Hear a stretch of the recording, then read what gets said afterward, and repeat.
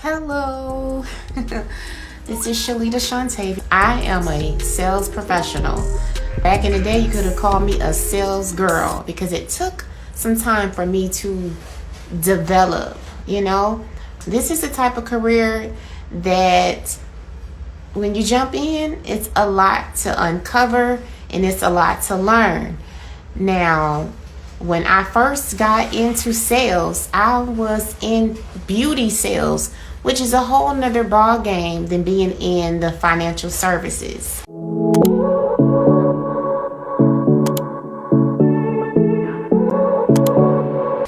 So I'm doing this video because I really want for people that are in this industry or want to come over into this industry to understand that you cannot make it over here doing customer service.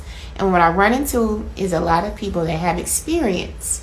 They might have been working in the insurance industry in different companies where they maybe was in HR, but their job focus was customer relations, customer service, and that ain't what this is over here.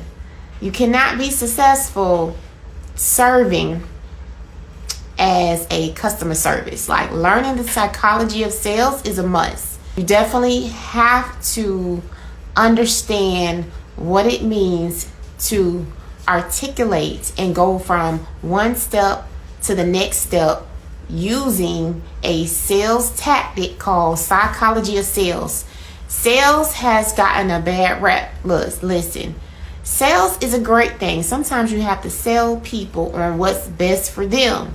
Because the thing about this, I can do a comparison. When I was in beauty and somebody wanted a product, a beauty product, or they wanted their hair done, they got it. They went over and beyond to get it. But when it comes down to financial services, when it comes down to life insurance, when it comes down to putting money towards your future, where it's not an immediate result, where it's not tangible, where you can't touch it, even though they say they want it, people are slow about moving towards actually obtaining it because it is not something you can put in your hand. It's not tangible. It's not something that you can immediately look at and say, oh, I look good. But what's going to happen is you're going to feel good knowing that you're taking the right steps and doing the right thing and setting the right things in place for your future.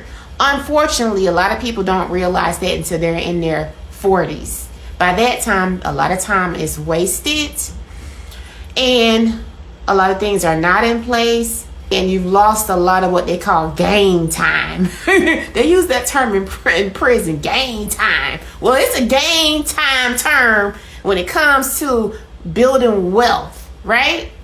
Because it's based on how much time you have money sitting in that account to accumulate that compound interest.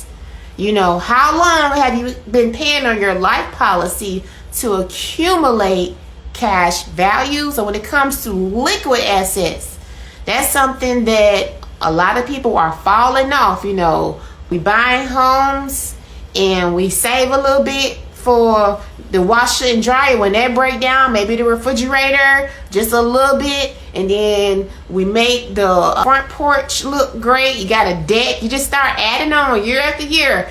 So even though you've got a fixed mortgage, but you really mainly diving all your money into your primary home. Your primary home is not even an asset because you can't make no money off of it because you're living in there. So that's what happened in the 2009 to 2012 area. People discovered that they didn't have no money and they couldn't quickly get no money because they put all their money inside their primary home, which is not quick to liquidate. So when it comes to being able to become self-insured, I'm self-insured, I love it. Florida mandates that you have to pay car insurance. Well, if you don't have no money, you definitely do. So you cannot self-insure with your primary home. You living in it. That's not going to produce any income. So there's certain things that you have to do to become self-insured in all arenas of your life. Meaning, I'm insured on my own, because I have enough liquid assets to cover whatever may happen to me. And that is the whole philosophy when it comes to doing things like term insurance. You get it for that small time that gives you time to build yourself up, build your liquid assets, get, you know, all these different things that you need, not want, but actually need to make your wealth, build your wealth, use your wealth vehicles, accumulate that kind of stuff. Thanks for joining me, the lady Linda in Black Honey. So yeah, I just wanted to come on here just to really shed some light on that stuff and really bring it to the forefront, because a lot of times we really don't look at stuff until somebody call it out. So I come on here to call it out. It is what it is. It's twofold. Professionals that go out in the community has to know how to reach the people in the community to make these changes. Then you have the consumers that are in the community, right? They need to have a slap, not a customer service, but they need the hard truth.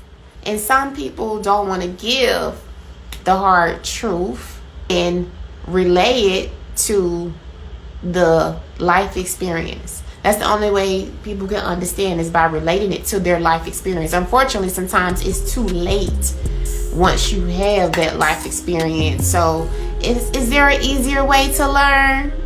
I hope so. Drop any comments or thoughts you may have in the video. Thanks for chiming on. Bye.